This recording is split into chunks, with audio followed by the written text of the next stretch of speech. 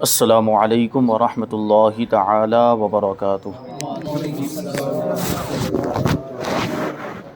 نحمده ونصلي ونسلم على رسوله الكريم اما بعد فاعوذ باللہ من الشیطان الرجیم بسم اللہ الرحمن الرحیم ان اللہ وملائکته یصلون علی النبی یا ایہا الذین آمنوا صلوا علیہ وسلموا تسلیما اللہم صل علی سیدنا ومولانا محمد معدن الجود والکرم وآلہ الکرام وابنہ الکریم وبارک وسلم صلاۃ وسلاما علیک یا رسول اللہ صلی اللہ تعالی علیہ وسلم۔ نماز کا بیان مکمل ہو چکا، اس میں آخر میں لقمہ دینے کے مسائل بیان کیے گئے تھے، وہ بھی یہاں پر مکمل ہوا۔ اب یہاں سے وقف کا بیان شروع ہو رہا ہے۔ وقف جیسے کہ ہم سنتے آئے ہیں، جس کو ہم اپنی زبان میں وقف بول دیا کرتے ہیں، لیکن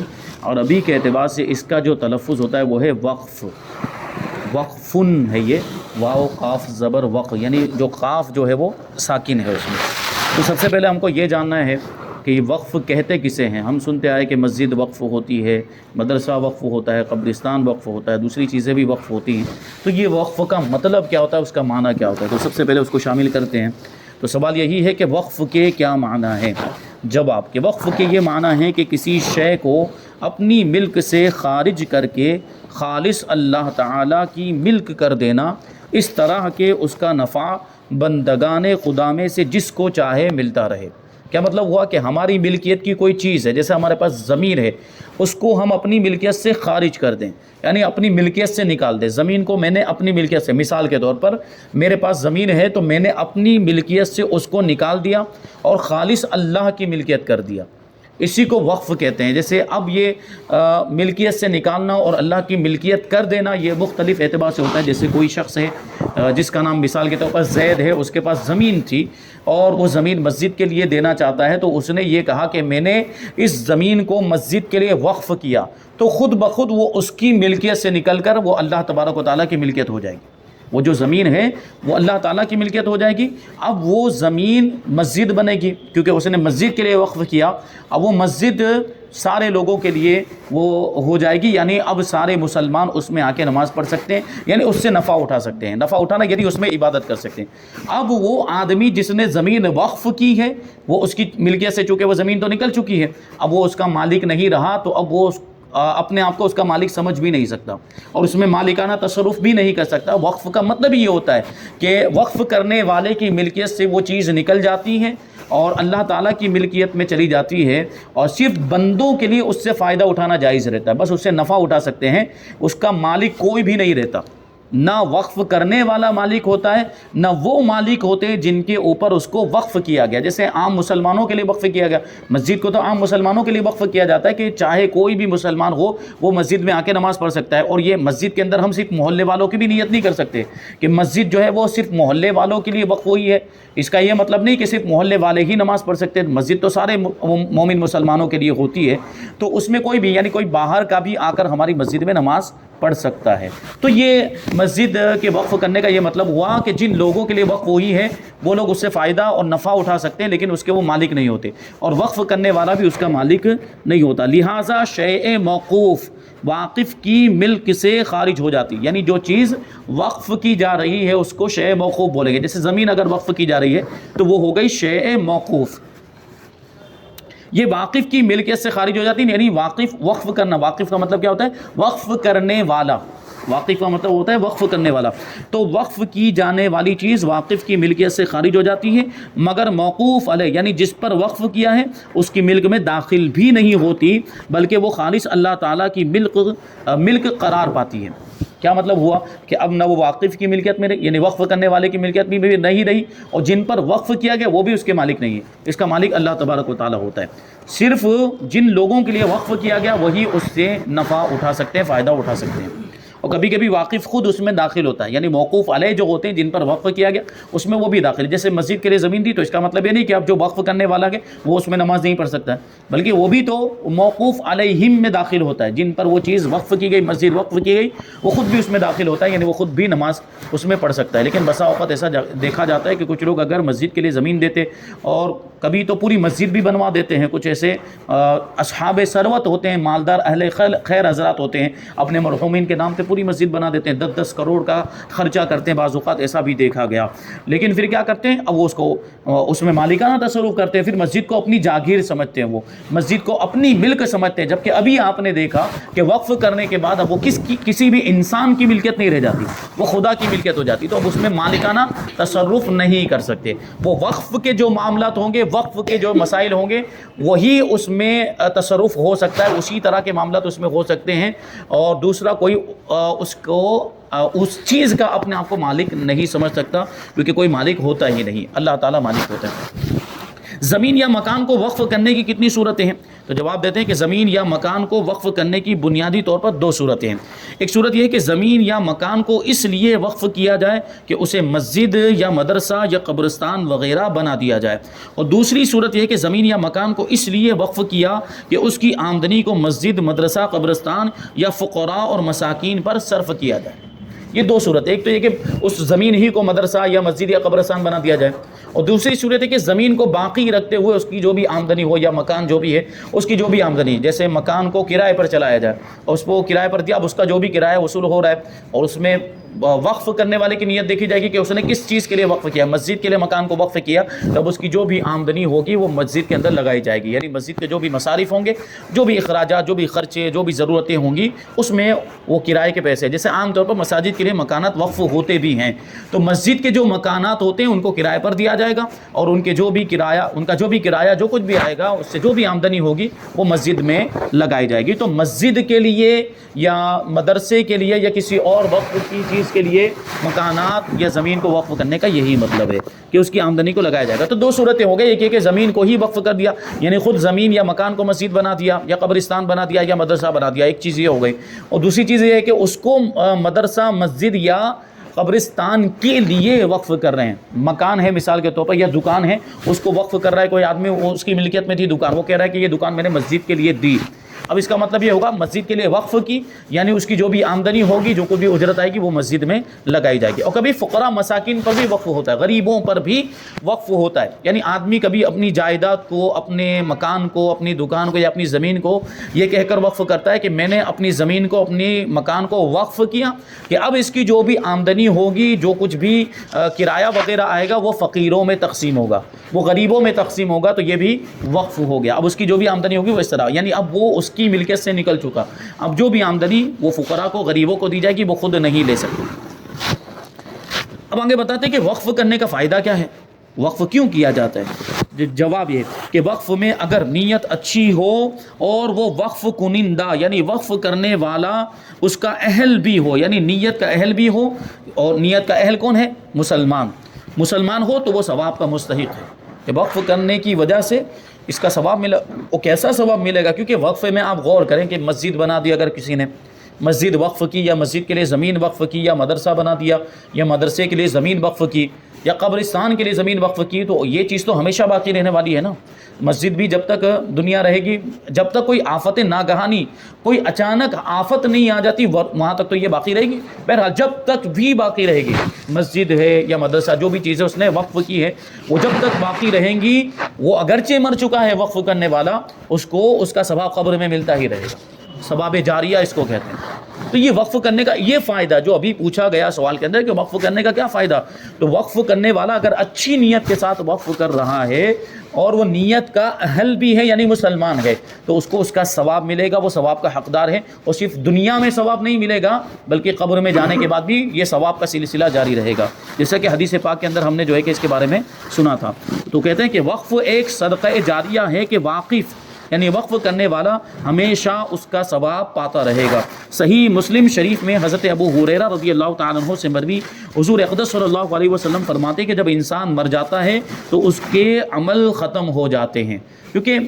دنیا میں عمل ہوتا ہے، جب تک انسان ہے تو دنیا یہ دارالعمل ہے، عمل یہیں پر کیا جا سکتا ہے، یہاں سے جانے کے بعد کوئی عمل نہیں ہے، قبر میں کوئی عمل نہیں ہے، آخرت میں کوئی عمل نہیں ہے، آخرت میں تو یہاں جو کیا ہوگا اس کا بدلہ ملے گا، اگر اچھے اعمال کیے ہوں گے تو اچھا بدلہ ملے گا، برے اعمال کیے ہوں گے تو برا۔ تو آخرت جو ہے وہ دارالجزا ہے، یعنی بدلہ ملنے کی جگہ،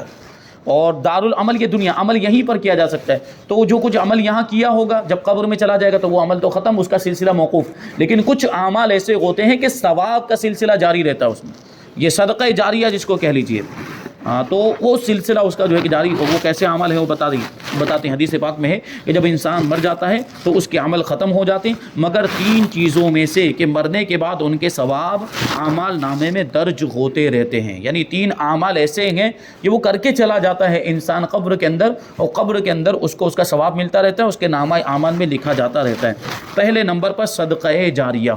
یہ عمل ہے جس کا ثواب مرنے والا پاتا رہتا ہے۔ صدقہ جاریہ مثلا مسجد بنا دی، مسجد بنانا بھی صدقہ جاریہ، جب تک لوگ اس میں نماز پڑھتے رہیں گے، جب تک لوگ اس میں عبادت کرتے رہیں گے، ذکر و اذکار جو کچھ بھی کرتے رہیں گے نیک کام، ان ساری چیزوں کا ثواب اس وقف کرنے والے کو ملتا ہی رہے گا، مسجد بنانے والے کو ملتا ہی رہے گا۔ اور مسجد بنانے کی تو بڑی فضیلت، اللہ کے رسول صلی اللہ علیہ وسلم نے ارشاد فرمایا کہ جو مسجد بنائے گا تو اللہ تبارک و تعالیٰ جنت میں اس کے لیے محل بنائے گا۔ یہ کتنا بڑا ثواب ہے، مسجد بنانا یہ بھی ثواب جاریہ، صدقہ جاریہ، مدرسہ بنانا کہ اس کا ثواب برابر اس کو ملتا ہی رہے گا، یہ پہلے نمبر پر۔ اور دوسرے نمبر پر ہے کہ علم، جس سے اس کے مرنے کے بعد لوگوں کو نفع پہنچتا رہتا ہے، یعنی علم چھوڑ کے گیا، جیسے وہ طالب علم، اس کے پاس اس کے شاگرد پڑھنے کے لیے آئے دنیا میں، ان کو اس نے پڑھایا، اس کو اس نے تعلیم دی، دین کی معلومات دی اور ضروری چیزیں ان کو سکھائی، اور یہ سب جو علم جو بھی تھا اس کے پاس وہ اس نے دوسروں تک پہنچایا۔ اب ظاہر سی بات ہے کہ اس کے مرنے کے بعد جو اس کے شاگرد تھے وہ اس علم پر عمل کریں گے، پھر اس علم کو دوسروں تک پہنچائیں گے، تو یہ جو بھی سلسلہ چلتا رہے گا شاگردوں کا، شاگردوں سے شاگردوں کا، اور یہ علم جتنا پھیلتا رہے گا اس کا ثواب اس کو قبر میں ملتا ہی رہے گا۔ تو یہ علم کو پھیلانا بھی بہت بڑی چیز ہے اور اس کا ثواب بھی جاری رہتا۔ تیسرے نمبر پر ہے کہ نیک اولاد، جو نیک اولاد چھوڑ جائے تو مرنے کے بعد وہ اپنے والدین کے لیے دعا کرتی رہے، تو یہ جب اولاد جو ہے ماں باپ کے لیے دعا کرتی رہے گی تو اس کا ثواب اور قبر کے اندر ان کے ماں باپ کو ملتا ہی رہے گا۔ لیکن اس میں ضرورت اس بات کی ہے کہ اولاد کی تربیت بھی پھر ویسی کی ہو، ماں باپ نے دنیا میں رہتے ہوئے وہ تربیت بھی اولاد کی ایسی کریں، دین کی معلومات دیں، قرآن شریف پڑھائیں، اسلام کی معلومات، اسلام کی تعلیم، اس کو باعمل بنائیں، نمازی بنائیں، نیک بنائیں، عبادت گزار بنائیں، گناہوں سے بچنے والا بنائیں، تب جا کے ایسی اولاد کا فائدہ ہوگا۔ اگر ایسی اولاد چھوڑ کر گئے ہیں تو قبر میں اس کا فائدہ ملے گا، اور اگر غلط تربیت دی ہے، الٹے سیدھے کام سکھا دیے، اگر گناہوں کے کام سکھا دیے تو پھر اس کا وبال بھی بھگتنا پڑے گا، کیونکہ ماتحت تھے ان کے، اولاد جو ہے وہ ماں باپ کی ماتحت ہوتی ہے، یعنی ماں باپ کی ذمہ داری ہوتی ہے کہ ان کی تعلیم و تربیت پر وہ دھیان دیں، تو ایسا ہونا چاہیے۔ اگر اولاد نیک اولاد چھوڑ کر گئے ہیں تو یقیناً فائدہ ملے گا۔ یہاں تک فرمایا گیا کہ اگر کسی کے والد کا انتقال ہو گیا، بچہ چھوٹا ہے، ابھی وہ پڑھنے کے قابل نہیں ہے، اور جب وہ پڑھنے کے قابل ہوتا ہے، بولنے کے قابل ہوتا ہے، اس کو مدرسے میں داخل کیا جاتا ہے، تو مدرسے میں داخل ہونے کے بعد جیسے ہی وہ بسم اللہ پڑھتا ہے تو اللہ تبارک و تعالیٰ قبر میں اس کے باپ کی مغفرت فرما دیتا ہے۔ تو یہ دیکھیے علم کی، تعلیم کی یہ اہمیت اور اچھی تربیت کی یہ اہمیت ہے، تو یہ ہونا چاہیے۔ رسول پاک صلی اللہ علیہ وسلم نے ارشاد فرمایا کہ والد کا اپنی اولاد کے لیے سب سے بہترین تحفہ جو ہے وہ اچھا ادب سکھانا ہے، یعنی اچھی تربیت کرنا، اس کو اچھے طور طریقے سکھانا، کیسے رہنا، اخلاق کیسا ہونا چاہیے، لوگوں کے ساتھ کیسے پیش آنا چاہیے، لوگوں سے کیسے بات چیت کرنی چاہیے، اسلامی طریقے کیا ہے، اسلام ہمیں کیا سکھاتا ہے، اور اسلام کی بنیادی معلومات، ضروری معلومات اپنی اولاد کو یہ دے، تو پھر ایسی اولاد کا فائدہ اسے قبر میں بھی ملے گا، اگرچہ اس کے عمل اچھے نہیں ہوں گے، لیکن اولاد اگر نیک ہے تو پھر اس کے گناہوں کی مغفرت اور بخشش بھی ہو سکتی ہے۔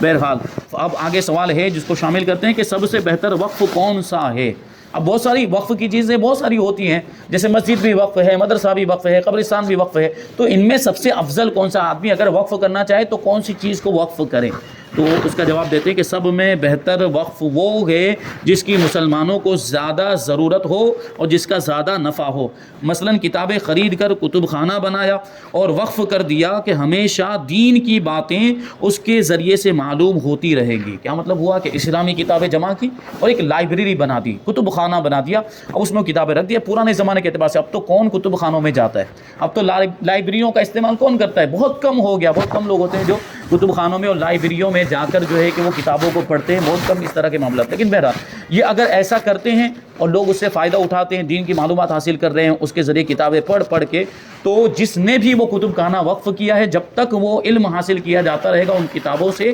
وقف کرنے والے کو ثواب ملتا رہے گا. تو اگر ایسی ضرورت کہیں محسوس کرے، کتب خانہ بنانے کی زیادہ ضرورت ہو تو وہاں کتب خانہ بنایا جائے گا اور اس کو وقف کیا جائے گا. اور اگر وہاں مسجد نہ ہو اور مسجد کی ضرورت ہو تو مسجد بنوانا بہت ثواب کا کام ہے.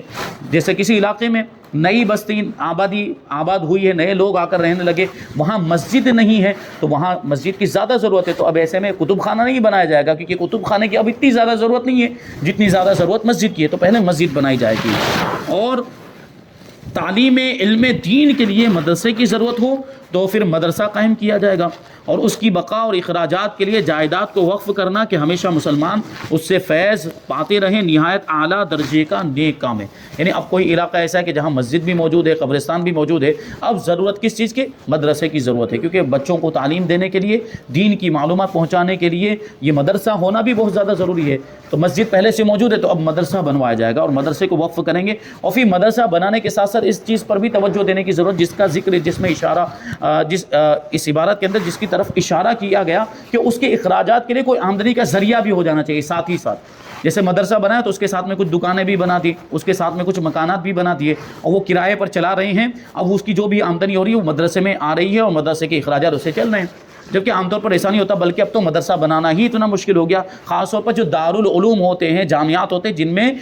کھانے پینے رہنے سہنے کا بھی انتظام ہوتا ہے، تو مدرسہ بننا ہی مشکل ہو جاتا ہے. تو آمدنی کے ذرائع کیسے بنائیں گے؟ اور عام طور پر اب ہمارے یہاں جو مدرسے ہیں وہ چندوں پر چل رہے ہیں، تو آمدنی کا ذریعہ کیسے ہو پائے گا؟ جبکہ ہماری عوام کی ذمہ داری تھی کہ وہ اس پر بھی توجہ دیتے کہ مدرسہ بن گیا تو مدرسے کے ساتھ اس کی آمدنی کا بھی کوئی ذریعہ ہو جائے کہ چندہ کرنے کی ضرورت ہی نہ پڑے. وہ جو کچھ بھی دکانیں اور مکانات ہو ان کے ذریعے سے ہی مدرسے کے اخراجات چلتے رہیں اور دین اس طرح قائم رہے. کیونکہ دین جو آج قائم ہے یہ مدرسوں اور دارالعلوموں کی وجہ سے ہی قائم ہے. جو جامعات اور دارالعلوم ہیں جو دین کے قلعے ہیں، یہیں سے تو لوگ دین کی تعلیم حاصل کر کے علماء بنتے، عالم دین بنتے، پھر لوگوں کو سکھاتے ہیں. تو اسی سے تو اسلام پھیل رہا ہے. آج کے زمانے میں آپ دیکھیں تو یہ مدارس جو ہیں یہ دین کے قلعے ہیں، تو ان پر زیادہ توجہ دینے کی ضرورت ہے. ہمارا اہل سنت و جماعت کا سرمایہ غیر ضروری کاموں میں خرچ ہو رہا ہے، نیازوں میں لاکھوں لاکھ روپے خرچے کر رہے ہیں. نیاز کو بند کرنے کے لیے کوئی نہیں کہہ رہا ہے، لیکن مختصر کیا جائے. نیاز کو لاکھوں لاکھ روپے خرچہ کرنے کی کوئی ضرورت نہیں ہے. آپ 10 لاکھ روپے خرچہ کرنا چاہ رہے ہیں، اس کی جگہ پہ آپ 10,000 روپے خرچہ کریں اور باقی جو آپ اس میں خرچہ کرنا چاہ رہے ہیں تو وہ مدارس میں دے دیں، دارالعلوم کو دے دیں، جہاں یتیم بچے، غریب بچے، ایسے بچے ہوتے ہیں کہ جن کا کوئی انتظام نہیں ہوتا، بڑے حاجت مند بچے ہوتے، مالدار بچے بھی ہوتے. یہ نہیں کہتا کہ صرف غریب بچے ہی ہوتے ہیں، لیکن وہ دین کے قلعے ہوتے ہیں، ان کو زیادہ ضرورت ہوتی ہے سرمایہ کی. تو وہاں بھی توجہ دینے کی ضرورت ہے. اب آگے ایک چیز اور فرماتے ہیں کہ وقف کی صحت کے لیے کیا کسی کو اس کے لیے متولی مقرر کرنا ضروری ہے؟ یعنی کیا متولی جو ٹرسٹی ہوتے ہیں، یعنی وقف کر رہے ہیں کسی چیز کو تو کیا ٹرسٹی بنانا ضروری ہے؟ یعنی اس وقف کے صحیح ہونے کے لیے ٹرسٹی بنانا بھی ضروری. جیسے ہم مسجد کو وقف کرنے کے لیے جا رہے ہیں، مسجد کے لیے کوئی آدمی زمین وقف کر رہا ہے تو کیا پہلے ٹرسٹی بنانے پڑیں گے کہ ہم زمین وقف کر رہے ہیں تو آ جاؤ 3-4 لوگ آ جاؤ کہ پہلے ٹرسٹی بنا جائے، متولی بنا دیا جائے، پھر اس کو وقف کیا جائے؟ کیا یہ ضروری ہے؟ یعنی اگر متولی نہیں بنایا تو کیا وہ زمین وقف نہیں ہو سکتی؟ یہ سوال اہم ہے. تو جواب دیتے ہیں وقف کی صحت کے لیے یہ ضروری نہیں ہے کہ اس کے لیے متولی مقرر کریں. یعنی وقف کے صحیح ہونے کے لیے متولی اور ٹرسٹی بنانا ضروری نہیں، اور اپنے قبضے سے نکال کر متولی کا قبضہ دینا بھی ضروری نہیں، بلکہ واقف نے یعنی وقف کرنے والے نے وقف کرنے کے بعد اگر اپنے ہی قبضے میں رکھا، جب بھی وقف صحیح ہو جائے گا. یعنی زمین وقف کرنے والے نے زمین کو وقف کرنے کے بعد مسجد بن جانے کے بعد بھی اپنے ہی قبضے میں رکھا ہے، خود ہی نگرانی کر رہا ہے، خود ہی نگہبانی کر رہا ہے، تو یہ بھی وقف درست ہو جائے گا. ہاں بس مالک نہ سمجھے اپنے آپ کو، وہ اپنے آپ کو صرف محافظ سمجھے، نگرانی کرنے والا سمجھے اور یوں سمجھے کہ وہ خود متولی بن گیا گویا کہ، تو یہ بھی ہو سکتا ہے. وہ ذمہ دار ہو گیا، اس کا حفاظت کرنے والا ہو گیا، تو وقف درست ہو جائے گا اگرچہ اس نے کسی دوسرے کو متولی نہیں بنایا. ہاں بہرحال متولی بنایا جاتا ہے تو اس کا ایک مقصد ہوتا ہے کہ متولی اس کی حفاظت، حساب کتاب وغیرہ جو کچھ بھی معاملات ہوتے ہیں وہ دیکھتا ہے، تو متولی بنانا چاہیے. لیکن اگر متولی نہیں بنایا تب بھی وقف صحیح ہو جائے گا. آگے ایک سوال ہے کہ اگر کوئی شخص اپنی صحت کے زمانے میں اپنی تمام جائیداد مسجد یا مدرسے پر وقف کر دے اور وارثوں کے لیے کچھ نہ چھوڑے تو کیا حکم ہے؟ پوری جائیداد جو کچھ بھی تھا وہ سب زمین یا جائیداد جو کچھ بھی تھا وہ مسجد کو دے دیا یا مدرسے کو دے دیا، تو اب ایسی صورت میں پوری جائیداد تو اس نے دے دی تو وارثوں کو کچھ نہیں ملے گا، وارثوں کے لیے اس نے کچھ بھی نہیں چھوڑا، تو ایسی صورت میں کیا حکم ہے؟ تو جواب دیتے ہیں کہ اگر نیت ورثاء کو محروم کرنے کی نہ ہو تو کچھ حرج نہیں، یعنی وارثوں کو محروم کرنے کی نیت سے ایسا نہیں کیا ہے تو یہ وقف صحیح ہو جائے گا، اور اس وقف کرنے میں یعنی وقف تو دونوں صورتوں میں صحیح ہو جائے گا، یعنی وارثوں کو محروم کرنے کی نیت ہو یا نہ ہو پھر بھی جو کچھ اس نے وقف کیا وہ تو وقف ہو ہی جائے۔ ہاں وارثوں کو محروم کرنے کی نیت ہوگی، اگر یہ سوچ کر وہ جائیداد پوری مسجد میں دے رہا ہے کہ میرے وارثوں کو کچھ نہ ملے، یہ سب محروم ہو جائیں، تو یہ نیت غلط ہے، یہ نیت بری ہے، کیونکہ وہ وارثوں کا حق ہوتا ہے اس میں، تو ان کا خیال بھی ہونا چاہیے۔ وہی کہہ رہے ہیں کہ اگر نیت ورثاء کو یعنی وارثوں کو محروم کرنے کی نہ ہو تو کچھ حرج نہیں، ہاں اگر نیت ورثاء کو محروم کرنے کی ہے تو ایسی نیت ضرور مذموم ہے یعنی بری ہے۔ وقف بہر صورت درست ہو جائے گا، یعنی دونوں صورتوں میں وقف صحیح ہو جائے گا۔ اعلیٰ حضرت امام احمد رضا خان رضی اللہ تعالیٰ عنہ فرماتے ہیں کسی عورت کے بارے میں سوال کیا گیا تھا، اس لیے مؤنث کے صیغے اس میں آئے ہیں کہ اسے اپنی صحت میں وقف کا اختیار ہے۔ ہندا کے بارے میں سوال ہوا کہ ہندا جو عورت ہے وہ اپنی صحت یعنی تندرستی کے دنوں میں، تندرستی کے زمانے میں وقف کر سکتی ہے، اس کو اپنی جائیداد کو وقف کرنے کا اختیار ہے کہ زندہ رہتے ہوئے آدمی اپنی پوری جائیداد یا جو کچھ بھی اس کے پاس مال و اسباب ہے اس کا مالک ہوتا ہے اور اس کا پورا اختیار اس کو ہوتا ہے، یعنی زندہ رہتے ہوئے ابھی اس میں وارثوں کا کوئی حق نہیں ہے، وہ وارثوں کا حق تو اس کے مرنے کے بعد ہوگا۔ جیسے میرے پاس یہ موبائل ہے تو میں اس کا مالک ہوں اور جب تک میں زندہ ہوں اس میں جو چاہے تصرف کر سکتا ہوں، چاہے تو میں اس کو استعمال کرتا ہوں، چاہے تو میں اس کو کسی کو تحفے کے طور پر دے دوں، تو میرے بعد میرے وارثین ابھی میں اس کو دے دوں تو میرے وارثین مجھ پر اعتراض نہیں کر سکتے، ہاں میرے مرنے کے بعد یہ وارثوں میں جائے گا۔ ٹھیک ہے، زید ہے مثال کے طور پر، زید اپنی زندگی میں اپنی جائیداد کو جس کو چاہے دے سکتا ہے، وارث لوگوں کو وارثین جو ہے وہ زندگی میں اس پر اعتراض نہیں کر سکتے، ان کا جو حق ہوتا ہے وہ مرنے کے بعد لگتا ہے۔ ہاں اگر وہ وہی بات اوپر کہ پوری جائیداد کسی کو دے رہا ہے اور وہ وارثوں کو محروم کرنے کی نیت سے دے رہا ہے تو اس کی نیت یہ بری نیت ہے۔ اعلیٰ حضرت رضی اللہ تعالیٰ فرماتے کہ اسے اپنی صحت میں وقف کا اختیار ہے، جس طرح وقف کرے گی کل یا بعض وقف ہو جائے گی، یعنی جائیداد جو بھی جائیداد، یہ وہ ہندا کے بارے میں پوچھا گیا اس لیے مؤنث کا صیغہ ہے، وقف کرے گی تو یہ وقف درست ہو جائے گا۔ مگر نیت اگر یہ ہے کہ بہنوں کو ترکہ سے محروم کر دے یعنی وراثت سے محروم کر دے تو یہ اگرچہ حق العبد میں گرفتار نہیں کہ صحت مورث میں کسی وارث کا کوئی حق اس کے مال سے متعلق ہی نہیں ہوتا، یعنی مورث جو جس کا وہ مال ہے، مورث کا مطلب جس کے لوگ وارث بنتے ہیں، جیسے زید کا انتقال ہو گیا، اب اس کے بیٹے بیٹیاں، اس کی بیوی ہے تو وہ، اس کے ماں باپ میں سے کوئی ہے تو وہ، یہ سب اس کے وارث ہوتے ہیں، اور ایسی صورت میں زید کو مورث کہا جائے گا۔